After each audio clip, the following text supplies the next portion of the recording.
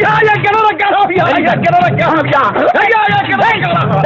என்ன இங்க இருக்கேன், இங்க வாடா. இருக்கீங்களா ஐயா? இன்ஸ்பெக்டர் ஐயா, என்ன பிரச்சனை? என் கிணற காணோம். கிணத்த காணோமா?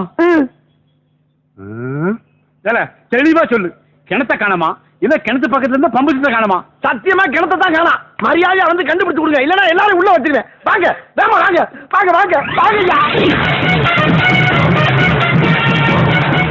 Stop stop stop stop sir. இதான் சார் ஸ்பாட். வாங்க வாங்க வாங்க சார். இதான் சார் இருந்துச்சு. வட்ட கிணறு சார், வட்ட கிணறு. அது வத்தாத கிணறு 80 அடி ஆழத்துல இருந்துச்சு சார்.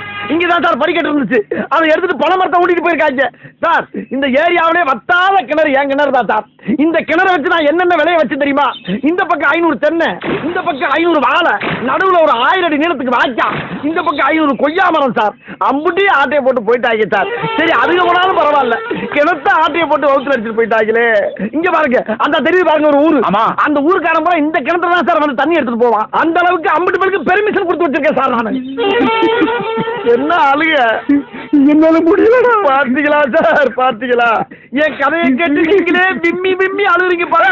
நான் அதுக்கு அழலடா, வேற எத்தனையோ கேஸ் அட்டன் பண்ணியிருக்கேன். வேற வாழ்க்கையில இப்படி ஒரு கேஸ் நான் அட்டன் பண்ணவே இல்லடா. கிணற காணோம்னு ஒரு கேஸ் ஆடா. அதாண்டி கேஸ். போதும்டா. என்ன ட்ரெஸ் கலட்டுறா? ஒருவேளை இதை கிணறு தோண்ட போறானோ? ஐயாட்ட கொடுத்து தொடர்ல வேலை வெட்டியே போயிட்டான் அப்படின்னு சொல்லிருக்கார். ஒரு சின்ன பிரச்சனைக்கு போய் ஏன் சார்? எதுடா சின்ன பிரச்சனை? ஒரு கிணறு காணாம போற சின்ன பிரச்சனையா? இன்னைக்கு கிணத்தை காணலம்ப, கொஞ்ச நாள் கழிச்சு ஆத்த காணலம்ப, அப்புறம் ஊரை காணலம்ப, அப்புறம் உன்னையே காணலன்னு யார்கிட்ட வந்து கம்ப்ளைண்ட் கொடுப்பறா? நீ இருக்கிற ஊர்ல நான் இருக்க மாட்டேன்டா, நான் போறேன்டா.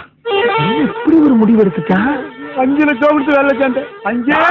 எத்தனை அதிகாரி வேலையை விட்டு போனாலும் எனக்கு கவலை இல்ல. காணா போன கிணறு திருப்பி வாங்காம நான் விட மாட்டேன். என்கிட்ட கிணறு வெட்டின ரசீது இருக்குடா. லஞ்சமா வாங்குறீங்க, சுப்ரீம் கோர்ட் வரைக்கும் போக